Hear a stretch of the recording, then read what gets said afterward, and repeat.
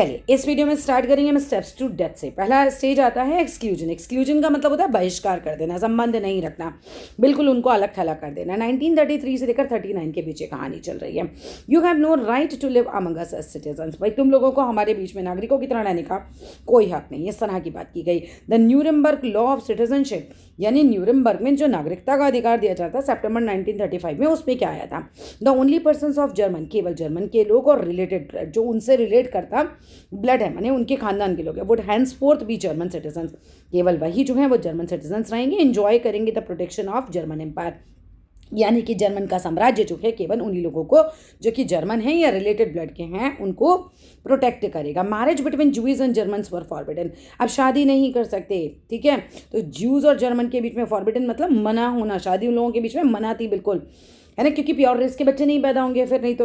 अब external relations between Jews and Germans became a crime. अगर आपने एक्स्ट्रा मैरिटल अफेयर कर लिया है ना ज्यूज के साथ, तो ये क्राइम माना जाता था जर्मन्स के लिए। Jews were forbidden to fly the national flag, और ज्यूज को राष्ट्रीय ध्वज फैलाने तक का भी अधिकार नहीं था। मतलब आप ये लगा लो कि इनको इनसे अधिकार इस लेवल पर छीन लिए गए थे कि इनको वहाँ रहने के बावजूद, ये लोग तो वहाँ ही रह रहे हैं, लेकिन इनको तब भी अधिकार नहीं था कि आप वहाँ पे झंडा भी फहरा सको। Next is other legal measures क्या थे? भाई बाइकआउट करो ऑफ जूइश बिजनेस, कि यहूदियों का जो बिजनेस है ना उस पर ही मतलब उसको बाइकआउट कर दो, उनसे कुछ खरीदो नहीं। एक्सप्लोजन फ्रॉम गवर्नमेंट सर्विसेज, इन लोगों को गवर्नमेंट सर्विसेज से एक्सप्लोजन कर दिया जाए, मतलब निकाल दिया जाए। And force selling and construction confiscated to their property, मतलब जबरदस्ती इनसे बिकवा दी जाए इनकी प्रॉपर्टी और उस पर कब्जा कर लिया जाए, ये सब चल रहा था। बिसाइड जूइश प्रॉपर्टीज वर वेंडलाइज्ड, मतलब इनकी प्रॉपर्टी को वेंडलाइज करने के अलावा, वेंडलाइज करना मतलब होता है तहस नहस कर देना, तोड़ फोड़ देना, इनके घरों को लूट लिया गया, हाउस पे इनके अटैक किया गया। एंड एक वर्ड आता है आपका यहाँ पर आ जा रहा है सिनेगॉग्स। सिनेगॉग्स का मतलब होता है जो इनके प्रार्थना स्थल होते हैं यहूदियों के, जो सिनेगॉग्स मतलब जो प्लेसेस ऑफ वर्शिप है जूइश के, उनको भी बर्न कर दिया गया। मतलब सबसे पहले इनके हम कह सकते हैं इनकी प्रॉपर्टीज़ को जो है तहस नहस किया गया, वेंडलाइज किया गया, इनके घरों को लूटा गया, घरों पे अटैक किया गया। फिर इनके जो पूजा घर हैं, है ना, सिनेगॉग्स हैं यहूदियों के जो पूजा घर हैं, उन पर आग लगा दी गई, इन मैन को अरेस्ट कर दिया गया। इन पोग्रूम, पोग्रूम का मतलब होता है तबाही, इस तबाही के आलम में आदमियों को भी अरेस्ट कर लिया गया नवंबर 1938 में। Remembered as the night of broken glass, और नवंबर 38 कि इस रात को याद रखा जाता है the night of broken glass. क्या था नाइट ऑफ ब्रोकन ग्लास? ये याद करके जाना कि जूइश की प्रॉपर्टीज़ को जलाया गया, वेंडलाइज किया गया, लूटा गया, हाउसों पे अटैक किया गया, इनके सिनोगॉग्स, इनके प्रार्थना घर पे जो है उनको जला दिया गया, मेंस को अरेस्ट किया गया इन पोग्रूम। और फिर इसी बात को हम नवंबर 1938 को इस रात को हम याद रखते हैं as the night of the broken glass. इसके बाद यहाँ एक पिक्चर दिखा रखी है, पिक्चर बेस्ड क्वेश्चन आएंगे, इसके पिक्चर को भी ध्यान से देख लेते हैं। द साइन डिक्लेयर्स, यानी ये जो चित्र है ना ये डिक्लेयर करता है that the North Sea bathing resort is free of juice.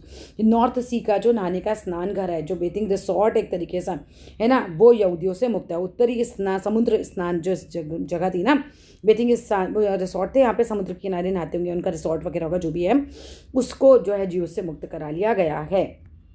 अब अगली पिक्चर में देखो यहाँ पर क्या है, ये सिनेगॉग्स का मतलब पूछा जा सकता है तो place of worship for people of Jewish faith, Jewish मतलब फेथ रखने वाले लोगों का पूजा का स्थान। फिर यहाँ पर देखो ये क्या है, this is all I have to say. इस पिक्चर में दिखाया गया है कि भाई ये लोग बोल रहे हैं कि मेरे पास बेचने के लिए बस यही सब था। Man and women were left with nothing to survive in the ghettos. अब गैटोज में भेजा गया था तो इनके पास कुछ भी नहीं बचा था सर्वाइव करने के लिए, इनसे सब कुछ ले लिया गया था, सब कुछ बेचने पे इन्हें मजबूर कर दिया गया था। ठीक है, चलो आगे आ जाओ, अब नीचे के वाले पैराग्राफ पे आओ। अब गेटोइजेशन क्या होता है? गेटोइजेशन का मतलब क्या हो गया, जैसे इसको हिंदी में बोलते हैं दड़बा बंदी, एक दड़बे में बंद कर देना, एक रूम में बंद कर देना, एक जगह में बंद कर देना एक तरीके से। You have no rights to live among us, तुम्हारे पास कोई अधिकार नहीं कि तुम हमारे बीच रहो। फ्रॉम सितंबर 1941, सितंबर 1941 से all Jews had to wear the yellow star of David on their breast. अब सभी को जो है अपनी ब्रेस्ट पर, अपने सीने पर डेविड का पीला सितारा लगाना था, जस्ट कि भाई सबको हुक्म दे दिया गया कि तुम लगा के घूमो, तुम्हारी पहचान हो चाहिए कि तुम यहूदी हो, right. Their identity mark was stamped on their passport, all legal documents and houses. अब इसके अलावा क्या कर दिया गया, उनके पासपोर्ट, तमाम जितने भी कानूनी कागजात थे उनके, इवन उनके घरों के बाहर भी जो है छाप लगा दी गई थी कि ये जो है यहूदी हैं। They were kept in Jewish houses in Germany, इन लोगों को यहूदी मकानों में अलग रख दिया गया था। गेटोज, लाइक गेटोज जिनका नाम था, मान लो लॉर्ड्स थे, लॉर्ड्स और वारसा, तुमसे पूछे जा सकते हैं क्या थे, गेटोज थे, है ना, गेटोज थे, ये गेटोज थे, राइट। लॉर्ड्स और वारसा, लॉर्ड्स और वारसा जो थे ईस्ट साइड में थे। Then becomes site of extreme misery and poverty. और ये जगहें कैसी बन गई थी, इसके अंदर बहुत ज़्यादा दरिद्रता, गरीबी थी, मजबूरी दिखाई गई, बहुत पिछड़ापन आ गया था, निर्धन इलाके थे। Jews had to surrender all their wealth before they entered a ghetto. अब गेटो में जाने से पहले इनको अपना पूरा संपत्ति छोड़ना पड़ता था। सून, बहुत जल्दी, the ghettos were brimming with hunger. Ghettos जो थे वो कहीं ना कहीं हंगर से भर चुके थे, पूरी तरह से स्टारवेशन, भुखमरी आ गई थी एंड डिसीज हो गए थे लोगों को due to the deprivation and poor hygiene. किसकी वजह से? क्योंकि इनको वंचित रखा गया था और वहाँ पे बहुत ज़्यादा हाइजीन का जो था बिल्कुल ध्यान नहीं रखा जाता, लोगों में बीमारियाँ फैल रही थी। Coming to the next page. इसके बाद आ जाता है एनाइलेशन। एनाइलेशन का मतलब होता है सर्वनाश, बिल्कुल, है ना। इस 1941 के बाद की कहानी अब यहाँ पर दिखाई गई है। You have no right to live, तुम्हें जीने का ही अधिकार नहीं है। अब यहाँ पर देखो एक पिक्चर दिखाई गई, पिक्चर बेस्ड क्वेश्चन में पूछा जाएगा, killing while trying to escape. ये आदमी मारा गया है ना, ये भागने की कोशिश कर रहा होगा। The concentration camps were enclosed with the live wires. जो कॉन्सेंट्रेशन कैंप्स थे ना वो बंद थे एक तरीके से, किससे? लाइव वायर्स, करंट छोड़ दिया जाता था वायर्स में, अगर भागेगा तो मर जाएगा व्यक्ति। Piles of clothes outside the gas chamber, कपड़े थे गैस चैम्बर्स के बाहर ये पड़े हुए हैं क्योंकि लोग मार दिए गए होंगे। इसके बाद आ जाओ, Jewish houses.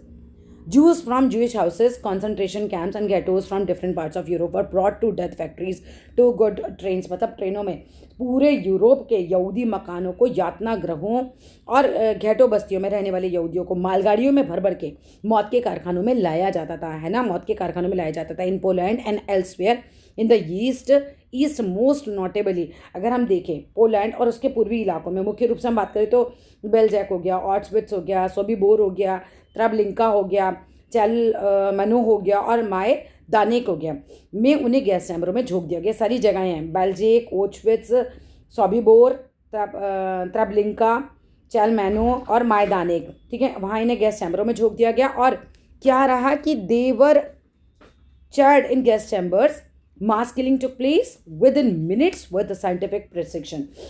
मतलब यहाँ पे ना औद्योगिक क्रांति हो चुकी थी और वैज्ञानिक तकनीकों का, साइंटिफिक स्टाइल से एक तरीके से इनको तकनीकों से, प्रेसिशन मीन्स तकनीकी, इनको पलक झपकते ही मास किलिंग की जाती थी, इनको मार दिया जाता था। तो बच्चों यहाँ था ये सारी चीज़ें। ये कॉन्सेंट्रेशन कैंप की फ़ोटो है, यहाँ पर एक फ़ोटो आपको दिखा रखी है कॉन्सेंट्रेशन कैंप। एक camera can make a death camp look beautiful. एक कैमरा वाले ने क्या किया, एक डेथ कैंप को भी इतना ब्यूटीफुल दिखा रखा है, यहाँ पर मैदानों में खूबसूरत सा बना रखा है, मौत के कमरे को भी। और यहाँ पर शूज़ हैं taken away from the prisoners before the final solution, यानी मारने से पहले इनके जूते भी उतरवा दिए जाते थे। That's all in this video. मिलते फिर अगली वीडियो में यूथ इन नाजी जर्मनी से। Thank you.